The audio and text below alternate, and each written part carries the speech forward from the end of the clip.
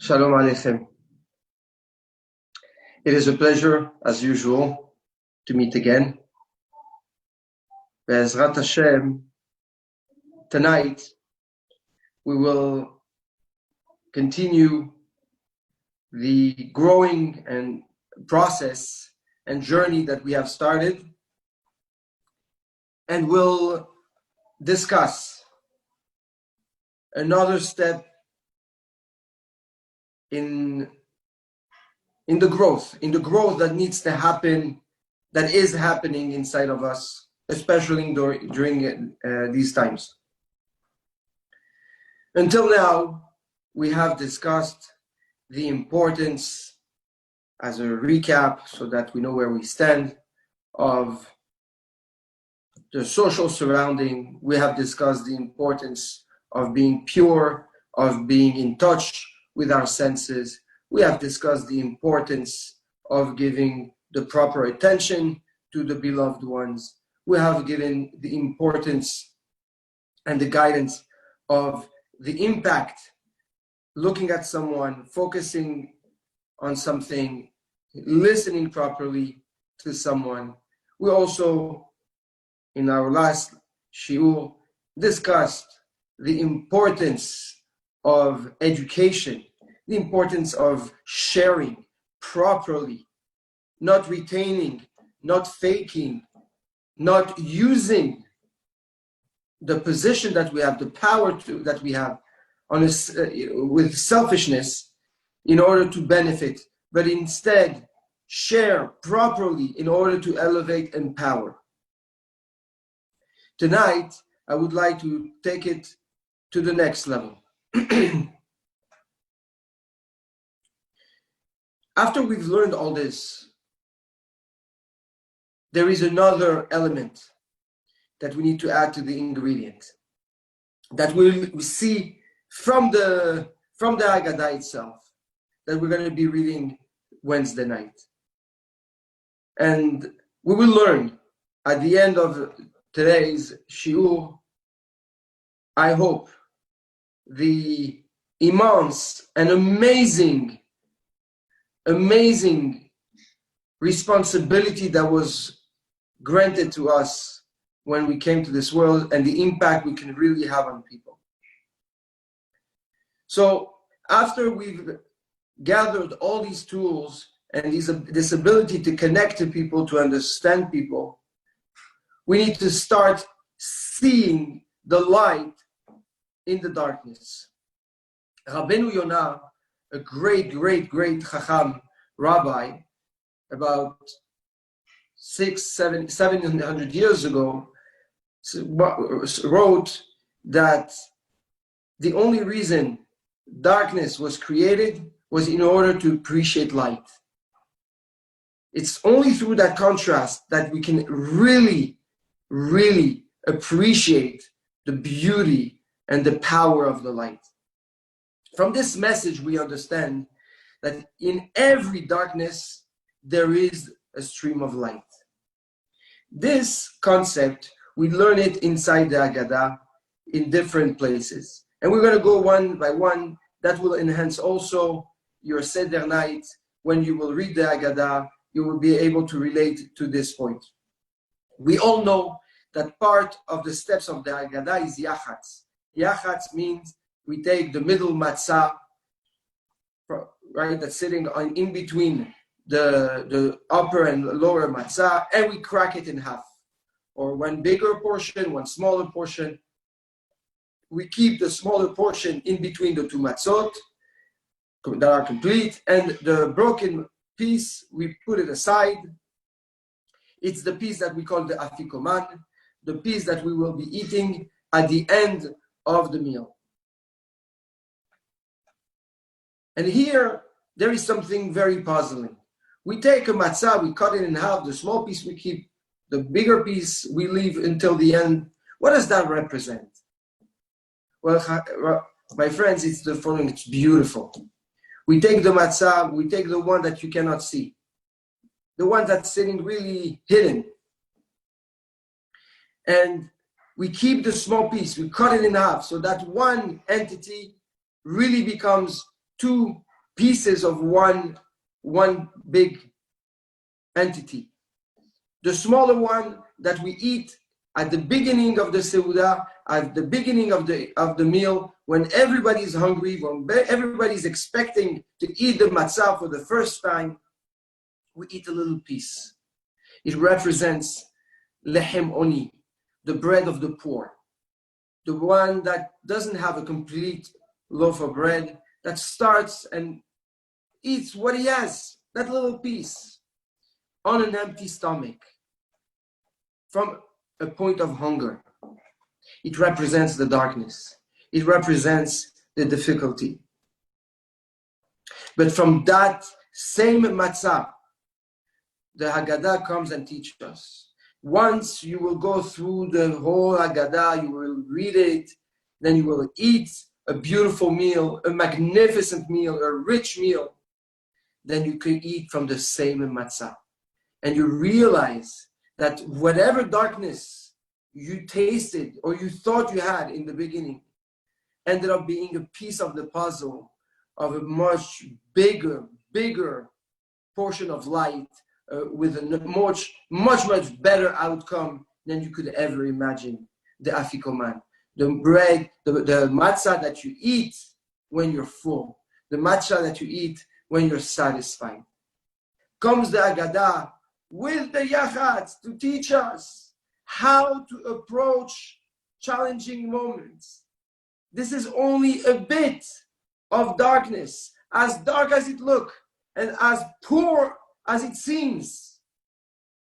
In the bigger picture, it's just a small element to come and give us the ability to then get satisfaction, that it will be amplified and will be bringing satisfaction in our life.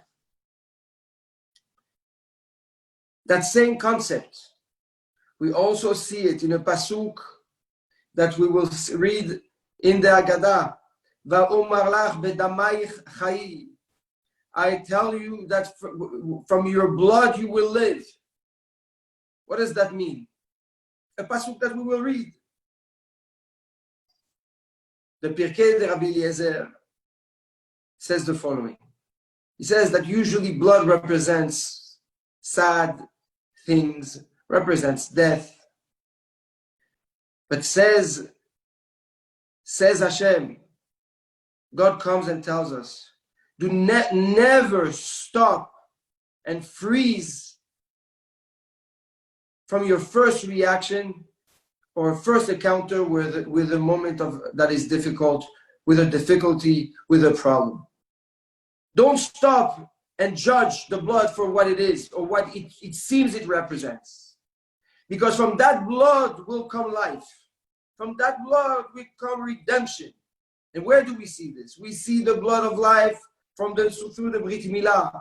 But that blood also represents life when we will take the blood and put it in the mezuzot in Egypt.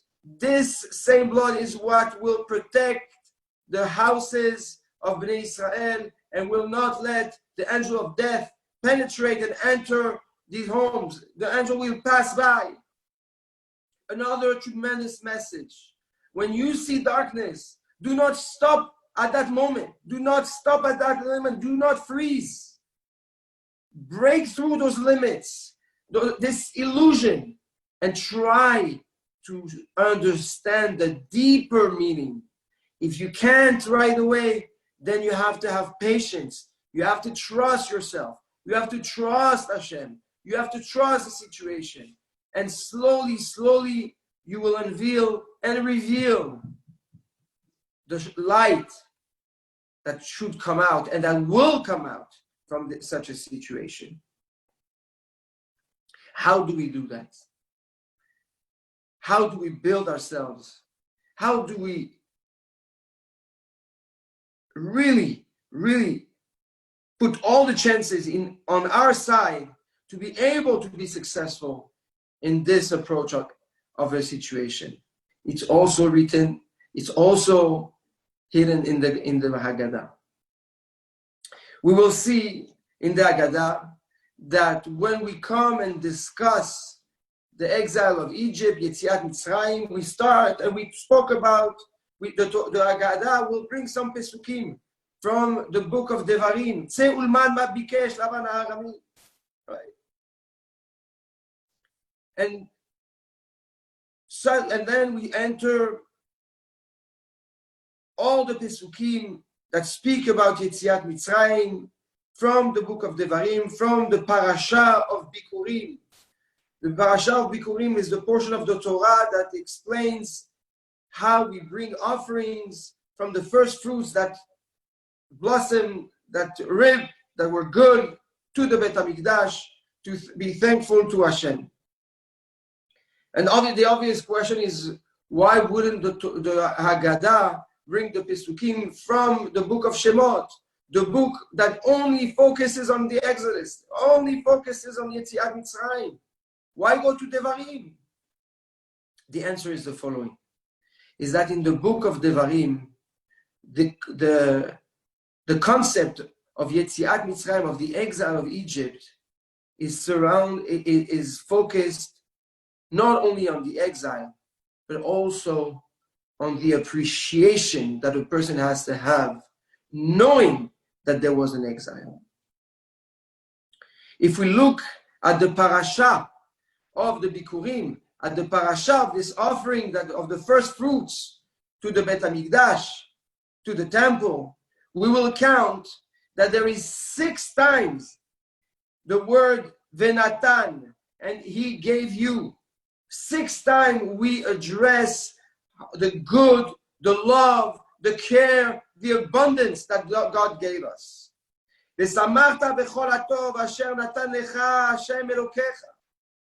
And you will be happy, you will enjoy, you will be satisfied from all the good that God has blessed you with. 6 times. For what reason? Just so that we can counter. They gave us a hard work. The Egyptians gave us a hard time.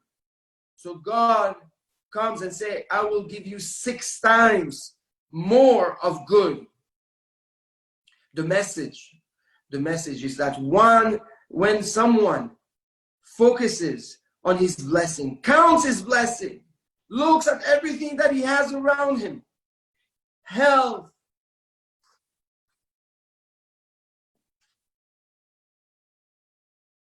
peace of mind, family, a home, food, clothing, friends, communication, a phone, anything, everything that we have, shoes, the fact, like I posted yesterday, the fact that we can breathe and it's free, the fact that we have access to food, the fact that we have toilet paper, the fact that we have water, the fact that we have juice, the fact that we have meat, the fact that we have matzot, the fact that we have wine, that we have grape juice, the fact that we can have access to so much, the fact we can think, the fact that we have hair, the fact that we can see, the fact that we have hands, we can touch, we can walk. Says the Baal HaGadah in these Pesukim, in those verses that he chose.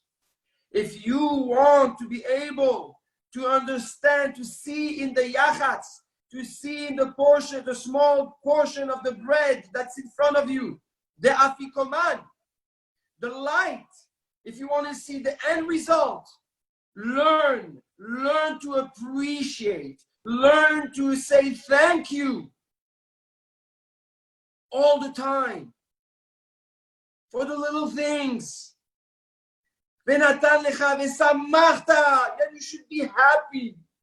Don't take for granted. Don't think you deserve. Don't expect. Appreciate. Thank. Love. Too many people complain. Why don't I have this? Why don't I have that? How come this didn't happen? How come this happened? How come this one has it and I don't have it? How come I don't have this? Come on. Why don't we ask? How come I have everything that I do have? How come Hashem gave me everything that I do have? How many people begging to get married? How many people begging to be healthy? How many people begging to have children? How many people begging to have parnasa, to have children around their table? We cannot take anything for granted. People have certain things, others have other things. But if you're able to appreciate, to be overwhelmed from the happiness, from the love, from the appreciation, that for everything that you were blessed with, then you have the tools to see the light in darkness all the time.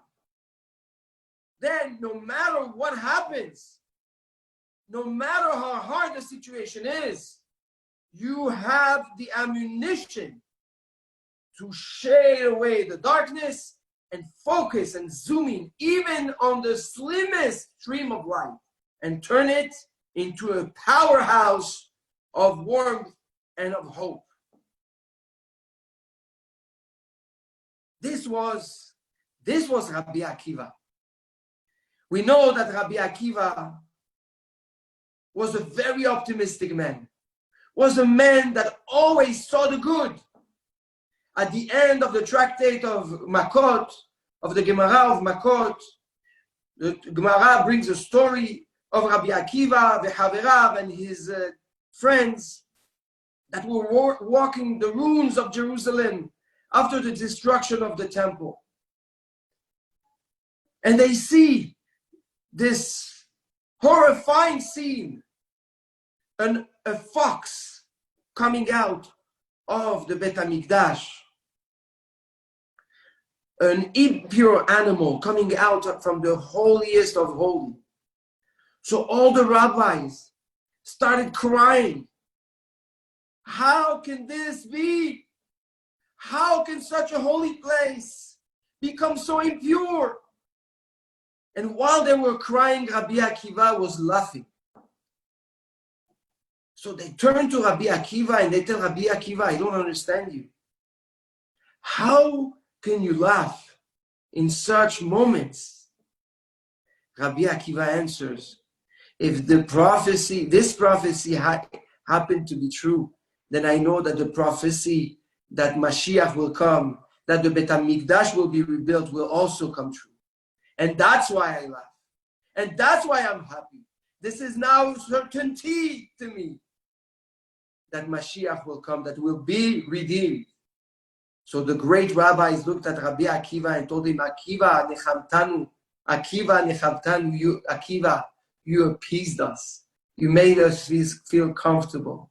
This same Rabbi Akiva, this same light is the light that gave the hope at the time where the Romans were looking for all the leaders of the Jewish people of Am Yisrael, a pogrom to try to kill them, to make sure that no Torah, that no teaching, that no morality should be taught amongst the Jewish people.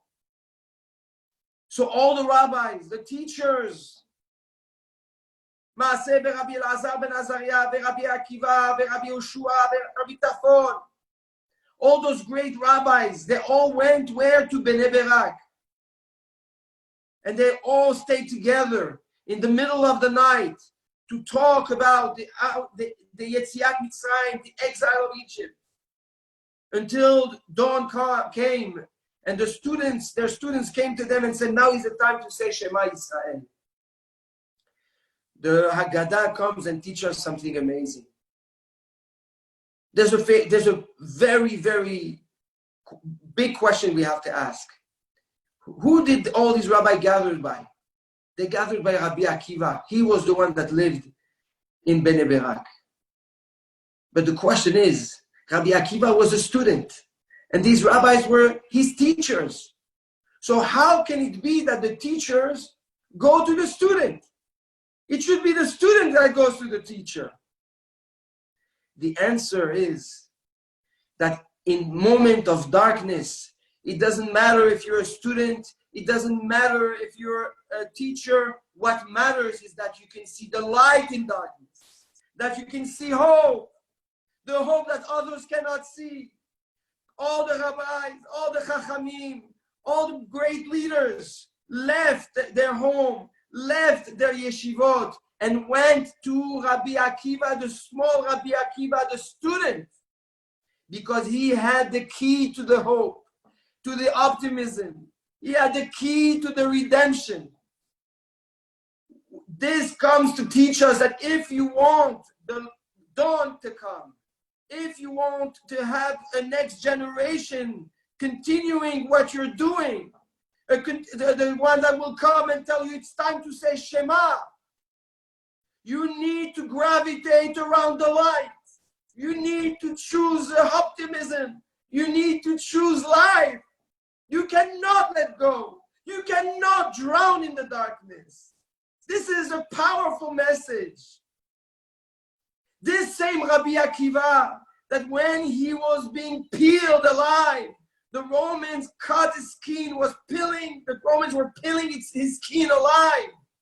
He screamed, Shema Yisrael, Hashem Elokeinu Hashem Echad. And he says, Ve'ahavta et Hashem Elokecha b'chol levavecha, u'b'chol nafshecha, u'b'chol me'odecha. You have to love Hashem from all your essence. From all your essence, said Rabbi Akiva, now I'm ready to go. Because I saw the love of Hashem in the moment that is the most painful. Rabbi Akiva can attain such a high levels. You know why? Because in his eyes, there was only the good. There was only the light. There was only positivity. Rabbi Akiva. And this same Rabbi Akiva, says the Ben Ish Chai, at the moment that he said Shema, at the moment that he says Bechol levavecha, Bechol nafshecha, Bechol me'odecha, he was able to atone and alleviate the responsibility of the entire Klal Yisrael to accomplish this mitzvah of Bechol me'odecha. From all your essence. Do you know what that means to love Hashem from all your essence? It means Rabbi Akiva bleeding, being under tremendous torture, and focusing on Hashem and say, Hashem, I love you. Hashem, thank you.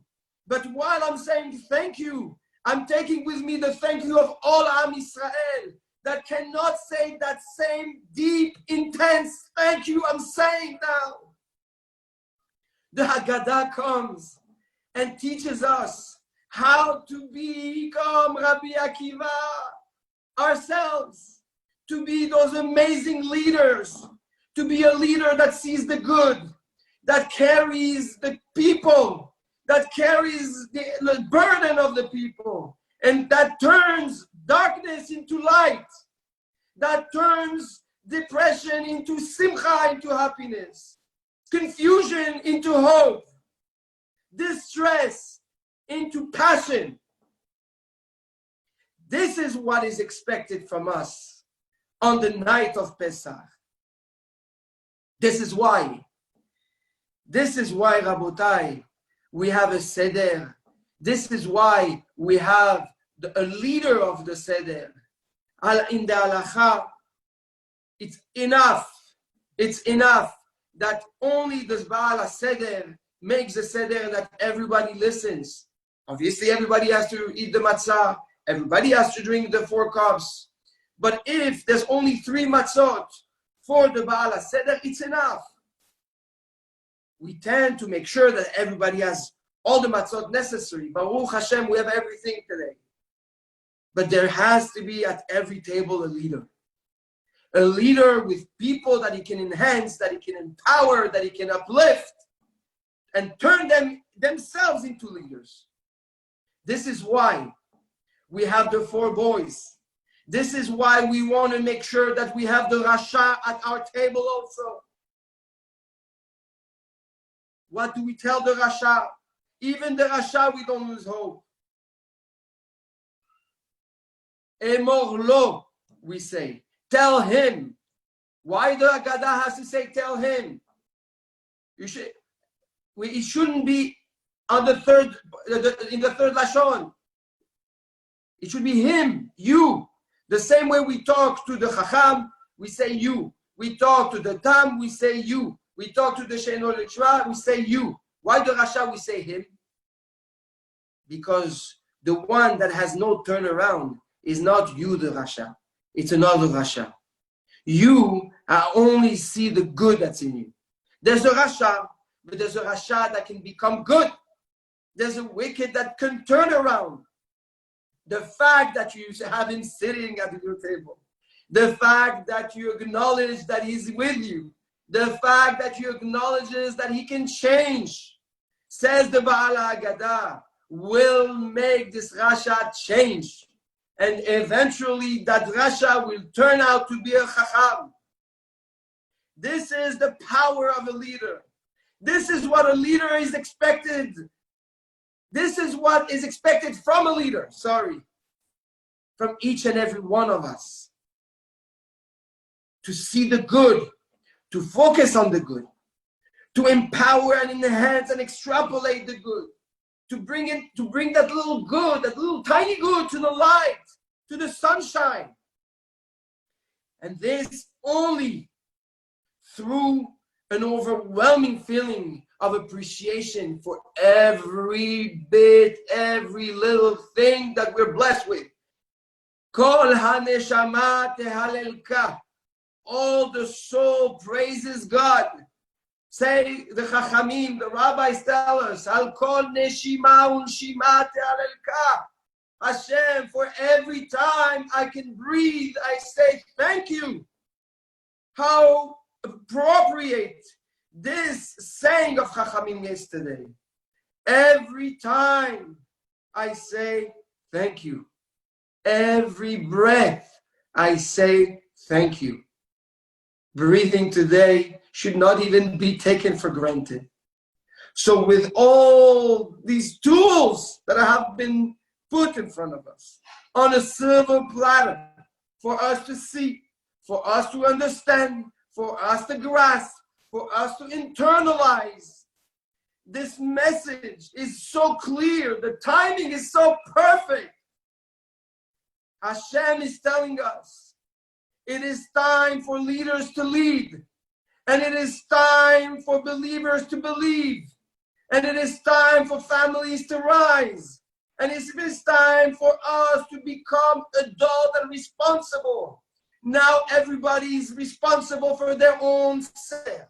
No more, this one will read from me, this one will do from me, this one will do this one will do that. No, today you have to do. Hashem wants you to grow. Hashem wants your Haggadah. He wants to hear from you. He doesn't want to hear from nobody else, not from your son-in-law, not from your son, not from your brother-in-law, not from your grandfather, not from your grandmother, not from your cousin, not from your rabbi. He wants you. How powerful. What does that mean? That means he's expecting us to become leaders, to become greater and greater every day. This is our Pesach this year. A tremendous message. A tremendous calling from God to tell us, I love you. I care for you. I want you. I don't want anybody else. I don't want fake. I want the truth. I want your heart. I want your essence, the same soul that I gave you. This is who I want. Wake up. And today you have no reason. You have nothing to hide behind. It is time. It is time. The time has come. Rabotai, this is our Haggadah. This is our Pesach. This is the beginning of a true redemption, of a true Mashiach. Mashiach is when every one of us will wake up, will be strong, will be responsible, will be thriving to be better every single day. The starting point is on Wednesday night when each and every one of us will start the Seder. So my blessing to you all is that we take these words extremely seriously. We make sure that we are prepared, that we have everything that we need to make the Seder the most unbelievable Seder of our lives. Because it won't be a Seder, it will be your Seder. So Pesach, Kasher Sameach, and may Be'ezrat Hashem we all be blessed to see and feel and witness a pure and real redemption, the Geula Shelema B'mera B'yameinu, Amen ve'amen. I love you all tremendously, and I pray that my words and what I'm feeling and what I'm believing should vibrate inside of each and every one of you until we together welcome the Mashiach Be'ezrat Hashem. Chag Pesach Kasher v'Sameach. I love you all.